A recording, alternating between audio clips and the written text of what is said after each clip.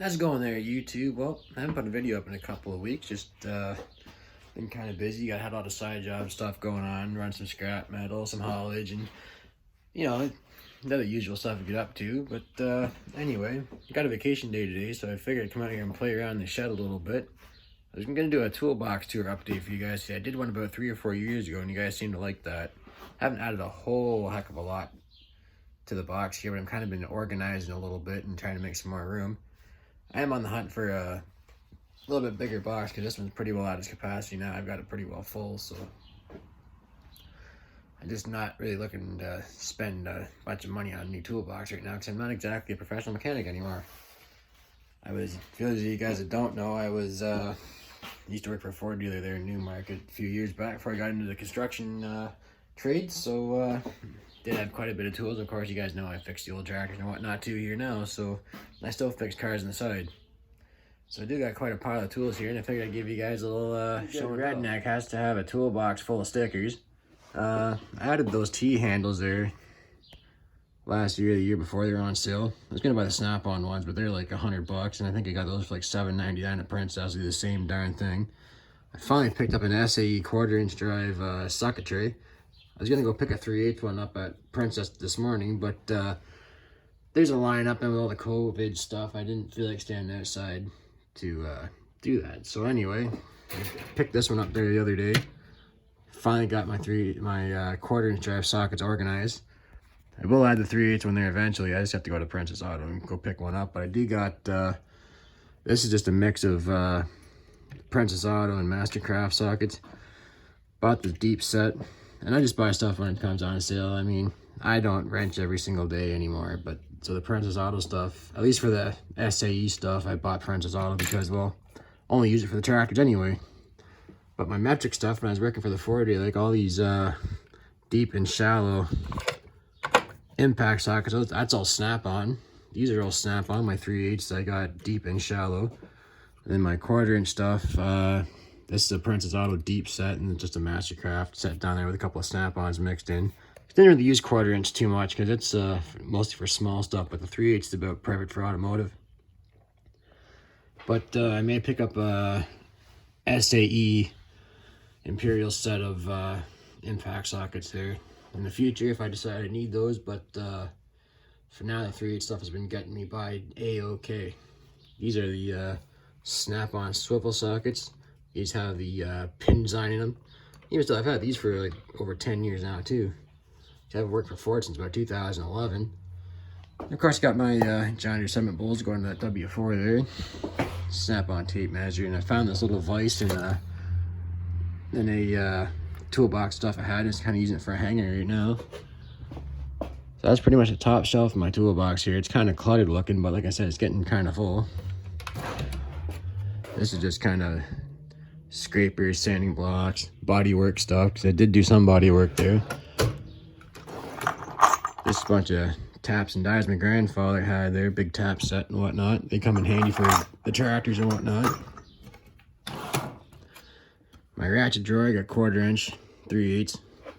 I bought this 1/2-inch drive one from Princess Auto.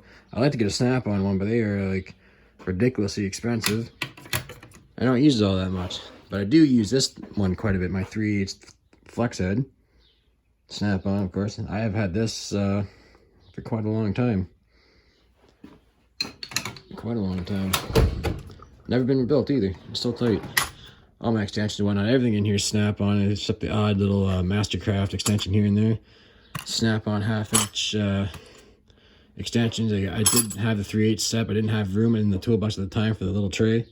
Kind of wish I did because I had the whole set, but at the time I didn't feel like it was necessary to keep it, I guess. Now I wish I did. Little electronics drawer, clips, and voltage meter and whatnot.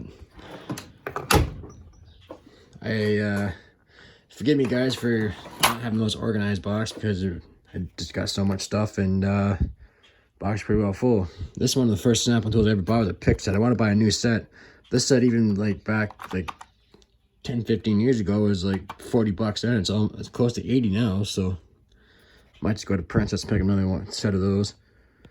That's just like nut drivers, drill bits. Got my extractor set. Oh, there's a Matco Matco set. Don't have a lot of Matco stuff. I was usually a Snap-on guy. I like my Snap-on stuff, but odds and ends, drill bits and whatnots. Number and letter punch set there. Precision screwdrivers, nut drivers. This is the screwdriver drawer. You got Mastercraft, Snap-on, just whatever little things I've picked up over the years. So I inherited some stuff from my dad's dad, my granddad, and of course my grandfather. My mom's side too, I've inherited some stuff from them too. I got these Snap-on Instinct handle screwdrivers. I like these screwdrivers. They're nice. They're expensive, but they're nice. Had those, of course. I worked for the Ford dealer. I do have the Snap-on pry bar set with the striking cap. I don't think they make these handles anymore. Haven't really followed the Snap-on stuff too much lately, but I check in once in a while. This is kind of my brake tools drawer. I got a Matco drum brake service set. It's got all the little tools in there for whatnot, for taking the springs off so they don't go flying across the driveway. Wire brushes. This Snap-on tool here, doing the clips and whatnot. Brake gauges and whatnot. Wire brushes. Oh, there you go. Come out of the friggin' hole or what? Alright, hold on here. Well, that's one of the problems you have when you have so much stuff in a toolbox. Stuff likes to roll behind the back drawers. This is my very disorganized plier drawer here. Bought these PWZ from Snap-on. I like these. They weren't too bad. They're like 80 bucks or something like that. It's basically a set of channel locks with a pipe wrench thread on it. You can really put the pressure on something with this guy. I like these. Good investment here. I do have the Snap-on snap ring set, snap ring pliers set. I do have their side cutters. Of course, I got, you know, everyone's got vice grips and wire strippers and random sets of pliers and whatnot. So another chaotic drawer. If I was still wrenching full time, I would never be able to live like this. But for at home, it's okay. I got my fuel line disconnects here.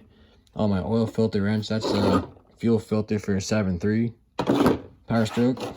It's my Snap-on rethread kit. Got a heavy duty bearing puller here. This is one of my random junk drawers down here. Got a cobalt nut driver set, hobby knife set for when I was doing farm toys, which I still do from time to time. I got an engraver, handle for the grinder. Got a points and condenser set for a John Deere tractor. I think that's for a D. Later D. Rivets, International Harvester rivets and whatnot. Now, this is one of the reasons why I need a bigger box. This drawer down here, this is, I got my punches, Allen keys, hex drivers, assorted Torx and flathead driver come with my Mastercraft set, Snap-on Torx drivers. Now, these E-Torx, and the reverse Torxes, the like for studs and whatnot. And they got extra Torx again with this set. Now, the point I want to make here, I needed this, needed one of these E-Torx sockets, but it came with these other Torx bits. This set alone from Snap-on's over $100. And this set, which is the same as these here, from Snap-on, I paid $150 for that set there. So put this together. These two here, we'll call it $250 even, right, from Snap-on. I paid $4.99 for this whole kit on sale at Princess Auto, and I think I've used it twice in the couple years I've had it. So why would you spend all that money on the Snap-on stuff when it's, you know, something you're not going to really use all the time? If I was using it every day, it'd be different, but every once in a while, and you don't really need a whole lot. And this is another reason why I want the bigger box. I want to be able to put all my socket pieces here, all my drivers, my sockets up here, my ratchets, my extensions. I want to put all that stuff in one drawer. And I'll really clean this clutter up too, quite a bit. And I've got my 3/8 SAE sockets are down here for now. That's why I want to get that other socket tray. Got this little random junk drawer, which everyone has in their toolbox. You know, I got Bondo hardener and Sharpies, pencil, grease pencils, battery terminal cleaner, feeler gauges, gappers, little tape measure, random wrenches, spark plugs pulled out of the 1828 there last year from Cookstown when I had the little misfire issue. Fender badge off the old Mustang I used to have years ago. Yeah, I had a Ford product once. My somewhat disorganized metric wrench drawer. Got just a Mastercraft set of wrenches here that I've had forever.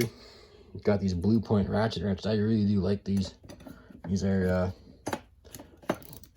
one of the first things I ever bought from the Snap-on truck. Blue Point's kind of Snap-on's more affordable line of stuff. These have been great. I've never had an issue with these wrenches ever. And they were like, 160, something like that. Then I just got my rest of my random wrenches over here. Stubby wrenches, another small set that I had and whatnot. This big Snap-on wrench here cost more than that entire set of wrenches there. So that puts in perspective what it is. Got these Torx sticks. They're just the ones I used the most at Ford when I was working there. A couple breaker bars, Snap-on to Mastercraft. My grandfather's old style Torx wrench with the needle pointer. You ready for more clutter? My SAE drawer. This was nice and organized here. I put it together there last weekend. Got a full set of SAE wrenches. Adjustables. There's another term for that I'm not going to say on the YouTube videos.